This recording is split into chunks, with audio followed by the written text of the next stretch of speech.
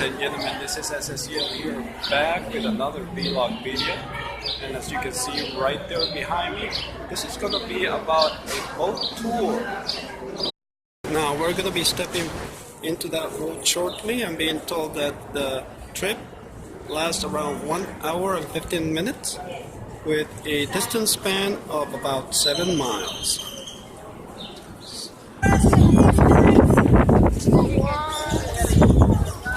Alright, we're preparing to step on board. Alright, we have arrived at the observation deck area of the ship and we're preparing to take our place in. And as you can see, we're going to depart right here from the Riverside Hotel. We have been given the go, There was a large horn or loud noise that just sounded off. People in the front of the boat, they sound really loud. So, well, we're doing undocking maneuvers now. Steady as she goes.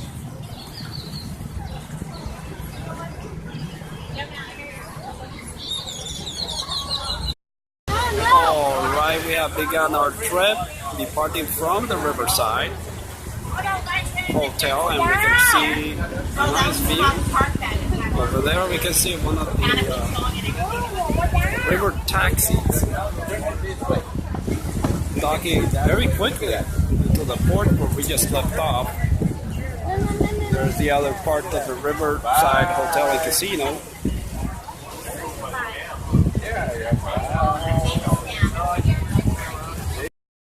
Got right here another view of the Riverside Hotel and Casino as we move further away, and our next big destination is going to be a den area.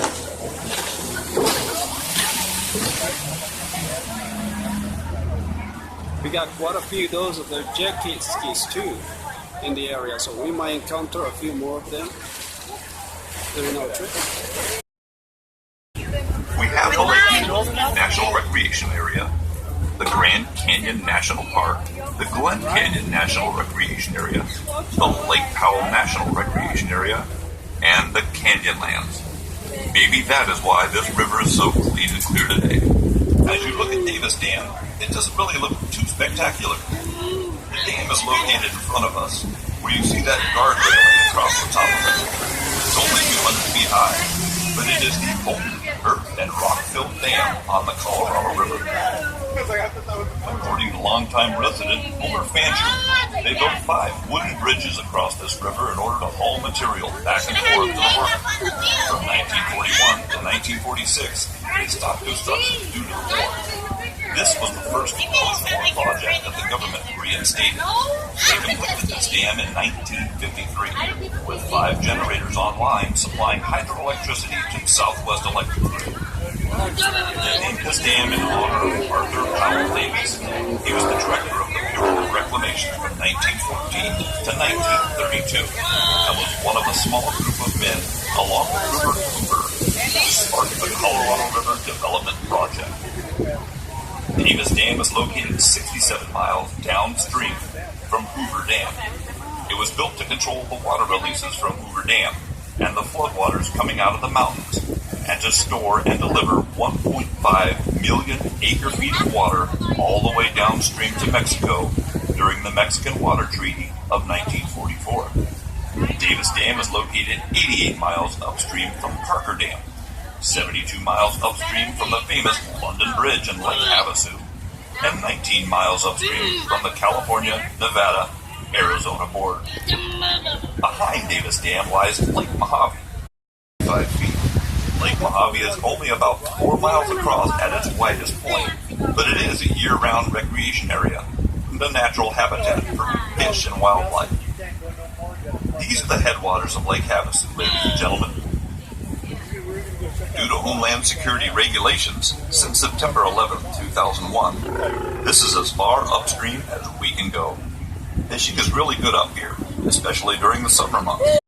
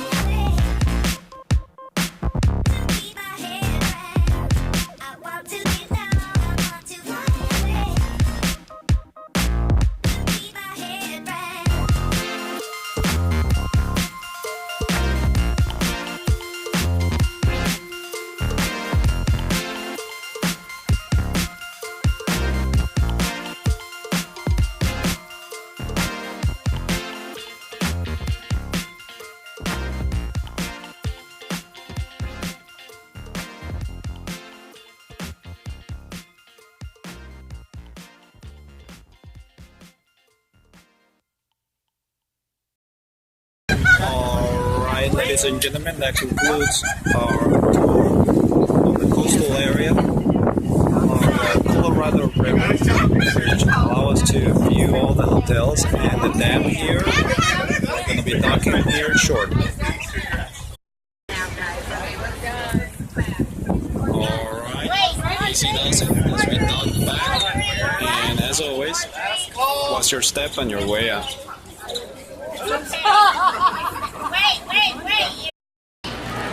Alright guys, I hope you guys enjoyed this video, and until the next time people, peace out everybody.